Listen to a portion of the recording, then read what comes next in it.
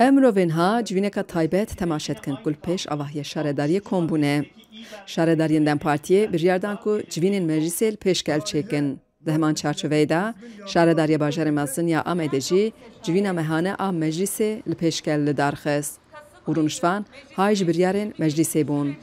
Li bir endamên Meclîsa Şaredariyê biryara alîkariya diravî a ji bo xwendekarên feqîr ên li zanîngehan erê dikin.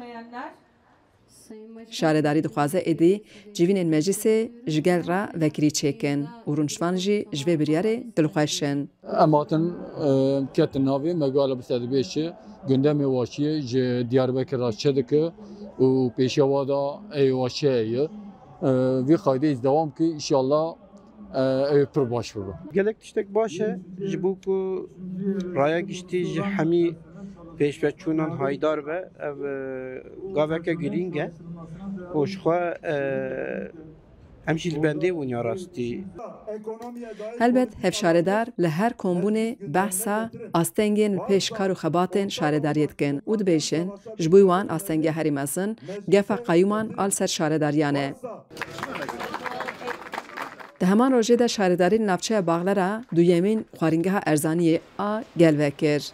Di rewşa ku nanek li Amedê bûye 20 lîre, li van xwaringehan 4 cûre xwarin 7 lîre ye. Gel razî ye û dixwazin xwaringehên zêdetir vebin. Li bir lokanta 200 milyon kemtir lokanta tune yemekî. Mesela li ve 7 milyon yemek başı. Ya şorbekî 5-6 milyon şorbekî ya. Lê hevşaredar behsa astengiyan dikin û li vir jî dubare behsa gefa qayûman dikin.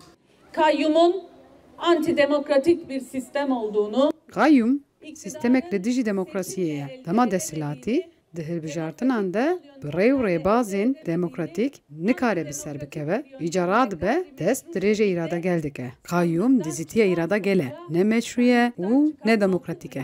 Hûn nikarin pirsgirêkên gel çareser bikin, gela berê hevdû didin, şer dimeşînin, herkes li hevdû dikin neyar, em jî dibêjin, em ji neyartiyê re na, ji aşitiyê re hene.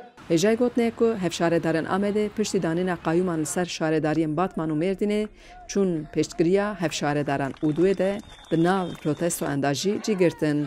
Di sala 2016 û 19 de du caran qayûm dan ser şaredariyên Bajarê Mezin ya Amedê û her du şaredar jî hatin girtin. Şîrovekarên siyasî dibêjin bi Mêrdîn û Batmanê gefa qayûman li ser hemî şaredariyên Dem Partiyê zêde bûye. Xecî Can Farqîn, Dengê Amerîka, Amed.